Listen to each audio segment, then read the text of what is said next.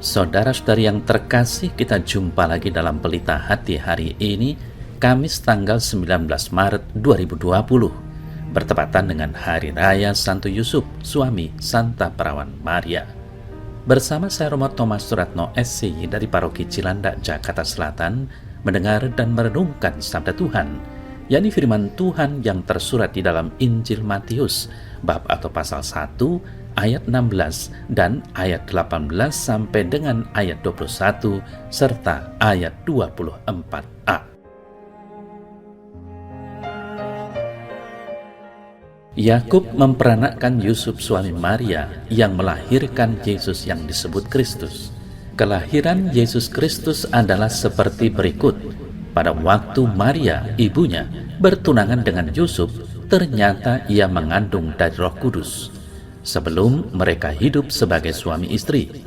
Karena Yusuf suaminya seorang yang tulus hati dan tidak mau mencemarkan nama istrinya di muka umum, ia bermaksud menceraikannya dengan diam-diam.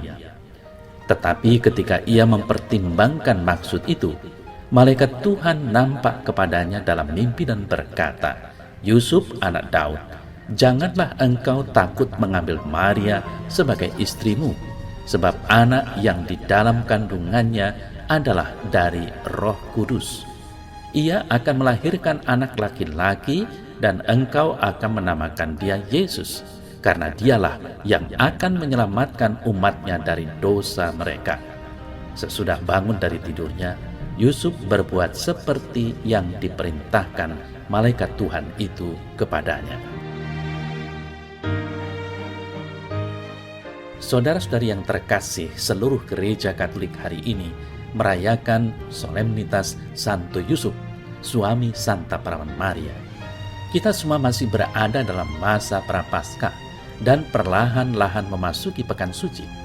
Maka perayaan ini secara liturgis mau memberikan suasana sukacita sambil merenungkan kehidupan Santo Yusuf sebagai seorang figur yang rela berkorban untuk mensejahterakan keluarga kudus dari Nazaret. Tentu saja, sukacita ini bukanlah menjadi penghalang bagi kita masing-masing dalam menapaki perjalanan rohani selama masa Prapaskah dengan berpuasa dan berpantang. Saudara-saudari yang terkasih, para penginjil tidak banyak menulis tentang kehidupan pribadi Santo Yusuf. Hanya secara khusus penginjil Matius yang melaporkan bahwa Yusuf adalah putra Yakub. Dia menjadi suami Maria yang melahirkan Yesus Kristus. Laporan Matius pada ayat ini pun sebenarnya lebih memperkenalkan figur Bunda Maria dan Yesus Kristus putranya. Maka Yusuf tetaplah pribadi yang sederhana dan berada di belakang layar. Namun demikian, kalau kita perhatikan baik-baik, maka kita akan melihat figur Santo Yusuf sebagai pribadi yang sangat inspiratif dan luar biasa. Saudara saya terkasih, apa yang membantu kita untuk mengerti bahwa Yusuf adalah pribadi yang inspiratif? Yusuf tentu mengalami kesulitan dan berusaha untuk mengatasinya, terutama dalam relasinya dengan Bunda Maria. Dikisahkan bahwa pada waktu Maria, ibu Yesus masih bertunangan dengannya, ternyata ia mengandung dari Roh Kudus sebelum mereka hidup bersama sebagai suami dan istri.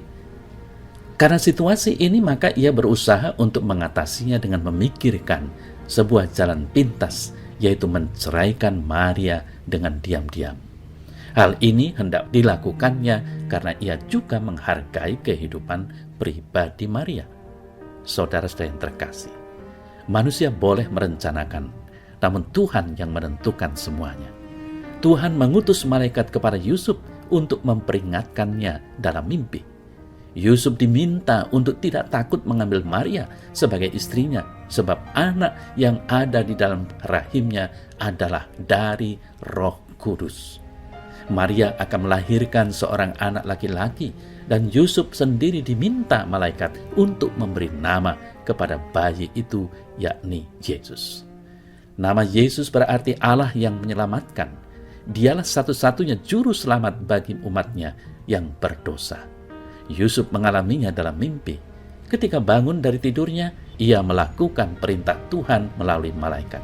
Ia mengambil Maria sebagai istrinya. Saudara-saudari yang terkasih, apa yang bisa kita pelajari dari kehidupan Santo Yusuf? Santo Yusuf menunjukkan kepada kita sikap hidupnya sebagai pribadi yang sederhana. Ia tidak menonjolkan dirinya di hadapan banyak orang. Ia adalah gambaran seorang pria yang tulus hati dan tidak mau mencemarkan nama baik istrinya. Ia berusaha untuk mengatasi segala kesulitan hidupnya dengan menaruh segala harapan kepada Tuhan. Yusuf juga memberikan kepada kita gambaran pribadinya yang taat kepada kehendak Allah. Ia taat dan melakukan kehendak Allah secara utuh. Misalnya, ia berani menerima Maria apa adanya. Maka di sini Yusuf mau mengajar para suami khususnya untuk menerima istri apa adanya, bukan menerima istri ada apanya. Saudara saya terkasih, selain itu ingatlah bahwa sedari awal Yusuf telah mengetahui bahwa Yesus yang bukan buah dari perkawinannya itu pun tidak akan pernah menjadi miliknya sendiri. Karena apa? Karena Yesus memang diperuntukkan bagi keselamatan banyak orang. Marilah kita pada perayaan Santo Yusuf ini kita berdoa khusus bagi para suami agar diberi inspirasi dan kekuatan untuk mewarisi ketulusan hati dan kesetiaan yang dimiliki Santo Yusuf. Marilah juga kita berdoa bagi para istri agar menjadi pasangan yang tulus hati bagi suami mereka yang berjuang di jalan ketulusan. Apabila ketulusan hati menjiwai hidup suami istri, keluarga pun menjadi bahagia dan sejahtera. Ya Tuhan Yesus, aku memohonkan berkat-Mu bagi keluarga-keluarga Kristiani. Berikanlah kepada mereka rahmat kesetiaan dan ketulusan hati. Semoga mereka semakin hari semakin mengusahakan hidup seturut keluarga kudus di Nazaret. Amin.